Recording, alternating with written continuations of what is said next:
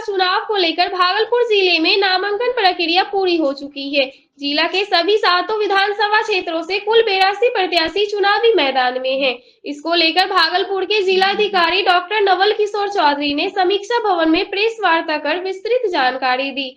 DM ने बताया कि कुल 85 प्रत्याशी नामांकन दाखिल किए थे, लेकिन 3 प्रत्याशियों ने अपना नाम वापस कर लिया है, जिसमें गोपालपुर विधानसभा से एक, सुल्तानगंज से एक और एक पीरपैंती से प्रत्याशी शामिल हैं। उन्होंने बताया कि अब तक आचार संहिता उल्लंघन के 6 मामले दर्ज किए गए हैं। डीएम ने कहा कि इस बार मतदाताओं की सुविधा को ध्यान में रखते हुए सभी मतदान केंद्रों पर विशेष व्यवस्था की गई है, ताकि कोई भी मतदाता असुविधा महसूस न करे। अंत में जिलाधिकारी ने जनता से अपील करते हुए कहा कि पूरे 5 साल में मतदान का मौका सिर्फ एक बार मिलता है, इसलिए सभी मतदाता अपने वोट का प्रयोग जरूर करें। आज के तिथि को जो हमारे जितने फाइनल कैंडिडेट्स हैं यानी 7A यानी चुनाव लड़ने वाले जितने व्यक्ति हैं उसका डिक्लेरेशन हुआ है और आपको मैं उसके संबंध में कुछ तथ्य प्रस्तावित करना चाह रहा हूँ। आप सभी अवगत हैं विधानसभा आम निर्वाचन 2025 में मतदान की तिथि 11 को है एवं मतगणना की तिथि 14/11 को है, 14 नवंबर को है। हमारे यहाँ जो मतदाताओं की विवरणी है वो इस प्रकार है। कुल 22,30,908 वोटर्स हैं, जिसमें पुरुष 11,49,215 एवं महिलाओं की संख्या 10,80,912 और थर्ड जेंडर है 81।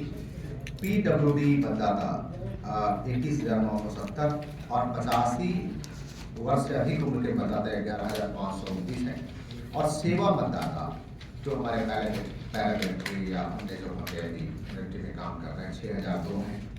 जो मतदान केंद्र है इसकी संख्या अभी हमारे पास पहले 2,678 था।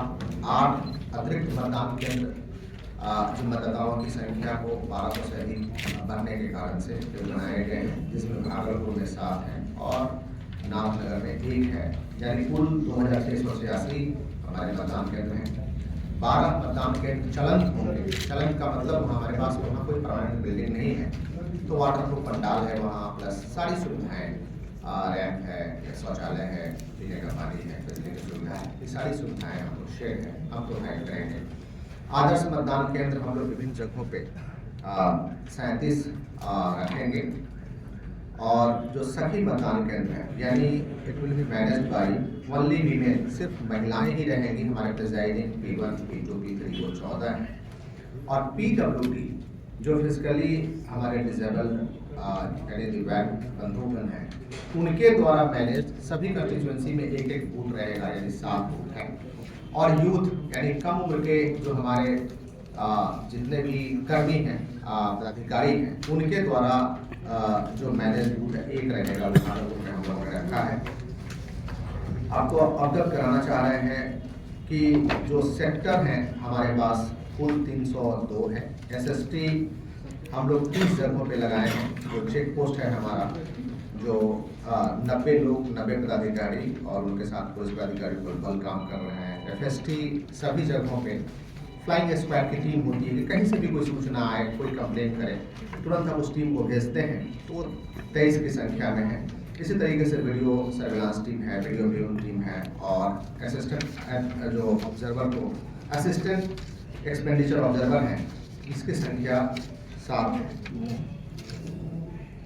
अभी आज जो नाम वापसी के उपरांत जो लिस्ट तैयार हुआ है उसमें कुल हमारे इस जिले में सभी विधानसभा मिलाकर 82 अभ्यर्थी हैं जो कंटेस्ट करेंगे इलेक्शन को। जो विधिमान्य नाम निर्देशित अभ्यर्थी यानी जिनका की नॉमिनेशन सही पाया गया था कुल 85 थे। उनमें से 85 में से गोपालपुर में 1, पीरपैंती में 1 और सुल्तानगंज में 1 व्यक्ति ने नाम को विड्रॉ किया और फाइनल हमारे पास 82 कैंडिडेट हैं। तो बीरपुर में इस प्रकार से 10 कैंडिडेट हैं, गोपालपुर में 10 हैं, पीरपैंती में 10 हैं, कहलगांव में 13 हैं, भागलपुर में 12 हैं, सुल्तानगंज में 12 हैं और नाथनगर में 15 कैंडिडेट हैं जो इलेक्शन लड़ेंगे।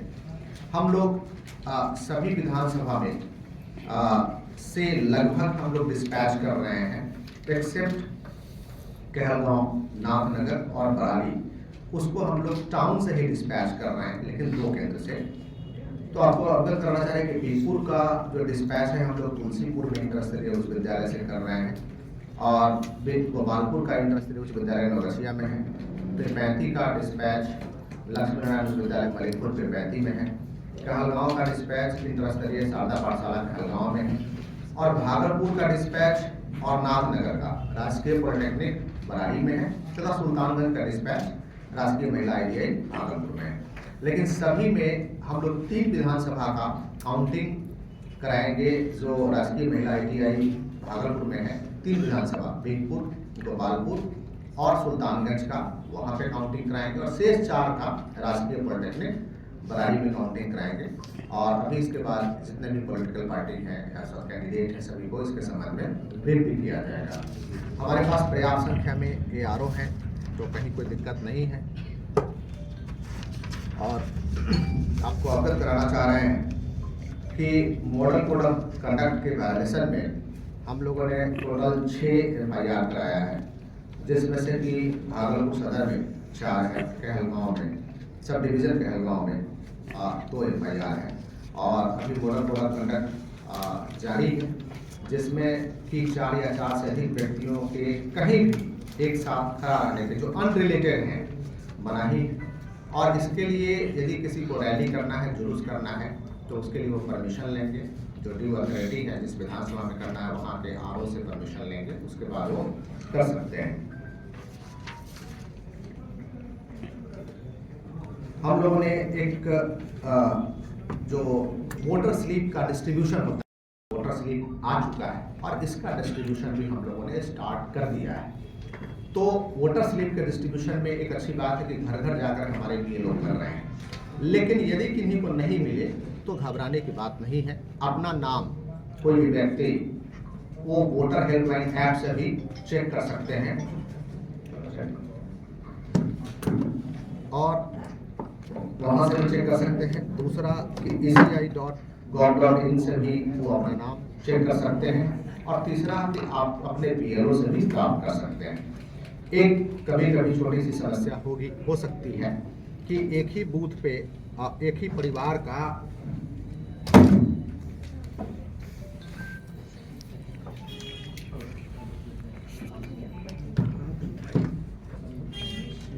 एक बूथ पे एक परिवार का लोगों का हो सकता है कि बगल वाला जो बूथ बना है वहां भी नाम शिफ्ट हो चुका। घबराने की बात नहीं है। एक स्थल पर एक से अधिक यदि बूथ है तो हम लोग उसका कलर कोडिंग भी करा रहे हैं।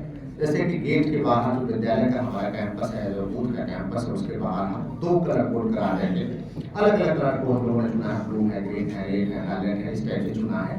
तो गेट के बाहर ही वो मार्क रहेगा कि किस बूथ पे जाने के लिए कौन सा कलर हम चूज करें। वहां पे लिखा है, जैसे ग्रीन कलर हम कहीं पे लिख दिया बूथ नंबर 231, तो ग्रीन कलर से हम आगे भी मार्क कर देंगे एक पट्टी के रूप में कि वो कहाँ कहाँ जाएगा। यदि हम ब्लू कलर में लिख दिया बूथ नंबर 235, तो हम एक डायरेक्शन मार्क कर देंगे ताकि हमारे किसी भी मतदाता को ये असुविधा नहीं हो कि हमें हमारा बूथ किधर है। और हम एक और भी लाइन की तरफ से रखेंगे। सभी बूथ पे सारी सुविधाएं तो रहेगी ही, और बूथ पे जो लाइन लगाने के लिए भी हमारे पास जो होम गार्ड्स हैं उनका भी वहाँ पे डिप्लॉयमेंट रहेगा। और वहाँ पे आंगनबाड़ी सेविका, सहायिका, आशा कर्मी हैं और भी असिस्टेंट है, उन लोगों का भी हम लोग असिस्टेंस देंगे। तो ओवरऑल आप सभी लोगों से मैं ये अनुरोध कर रहा हूँ कि बूथ पे चूंकि सारी सुविधाएं हैं, अतः मैं आपके माध्यम से मैं तमाम मतदाताओं से आग्रह करता हूँ कि अपना 1 मिनट का समय, क्योंकि मतदान में मैक्सिमम 15 सेकंड का समय लगता है, लेकिन आप कमरे में वेट किए, आप मतदान किए और मतदान के बाद बाहर निकले। हो सकता है आधे से 1 मिनट का वक्त लगे, तो अपने 5 साल के समय से मात्र 1 मिनट का समय आप निकालें, ताकि अपनी आवाज को अपने हाथ की उंगली से आप दबा के साबित कर सकें कि मेरी आवाज यही है। और मैं समस्त मतदाताओं से आग्रह कर रहा हूं कि आपकी आवाज को कहीं बोलने की जरूरत नहीं है, आपकी आवाज को आपके उंगली के इशारे की जरूरत है।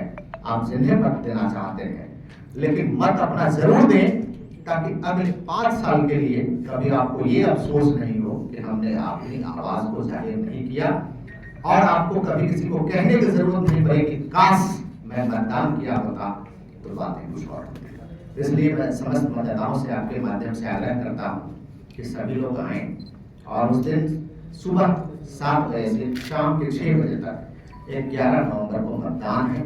पर्याप्त समय है, 11 घंटे का समय है। 11 घंटे में से किसी भी समय, मॉर्निंग, डे, इवनिंग, वक्त निकालें, अपने बूथ पर जाएं और मतदान करें। यदि किसी का नाम सपोज कीजिए कि नहीं मिल रहा, कि किस बूथ पे हमको पता नहीं चल रहा है, एपिक कार्ड अपना निकालें। उस एपिक कार्ड पे एपिक का नंबर है, उस एपिक नंबर को eci.gov.in पे डालें या वोटर हेल्पलाइन ऐप पे डालें। वो बता देगा कि आपका बूथ कहाँ पे है, आपका और कितनी दूरी पे है। हम ये लोग, और जहाँ बूथ का नाम बता देगा, इलाके का नाम बता देगा, और आपको अब कुछ हम लोग एक डेवलप करने का प्रयास कर रहे हैं कि उसका लोकेशन कहाँ है, लोकेशन वगैरह भी सब सारी चीजें अंकित रहेगी। तो इससे एक क्लियर हो जाएगा कि हमें कहाँ जाना है, कहीं कोई कंफ्यूजन नहीं है। मैं रिपीट कर रहा हूँ इस बात को कि अपना एपिक कार्ड निकालें। एपिक कार्ड पे आपका एपिक नंबर है, उस नंबर को वोटर हेल्पलाइन ऐप पे डालें या eci.gov.in पे डालें, और डालने के बाद आपको बता देगा कि आपका बूथ कहाँ है। उस बूथ पे जाएं और लाइन लगें और अपना मतदान अवश्य करें। पुरुष और महिला का के लिए, वोटर के लिए अलग अलग लाइन होगी। तो महिला वोटर में जब लाइन में लगती है तो प्रयास करते हैं कि 2 महिला वोटर 1 पुरुष वोटर ये वोट करें। और इसके बाद यदि कोई दिव्यांग वोटर है तो दिव्यांग वोटर के लिए भी हम लोग प्रयास करते हैं। दिव्यांग वोटर के लिए भी हम लोग प्रयास करते हैं कि दिव्यांग वोटर आए, तो उनके लिए 3rd लाइन हम लोग टेंटेटिवली 3rd लाइन लगाते हैं। और दिव्यांग वोटर को जितने भी लोग हैं लाइन में, तो वो वोटर जब तक नहीं वोट करेंगे तब तक हम दूसरी लाइन को स्टार्ट नहीं करेंगे। और मैं कहना ये चाह रहा हूँ, इसके जो ईसीआई का निर्देश है इसके हिसाब से हर व्यक्ति वोट करे, उनके लिए पर्याप्त सुविधा है। यदि किसी को चाहिए कि हमें व्हील चेयर की जरूरत है, हम नहीं जा सकते हैं वहां बूथ तक, तो आ गए, तो हम लोग उस हिसाब से रिक्वायरमेंट के हिसाब से व्हील चेयर भी या असिस्टेंस भी हम लोग वहां रखे हुए हैं। तो सारी सुविधाएं हैं, बस एक इरादा मजबूत होना चाहिए कि अपने जीवन का, अपने 5 साल का 1 मिनट का वक्त हम निकालें, वहां प्रवेश करें, मतदान करें, ताकि 5 साल तक अपनी आवाज को बुलंदी के साथ कह सकें कि हमने वोट किया है। Thank you very much.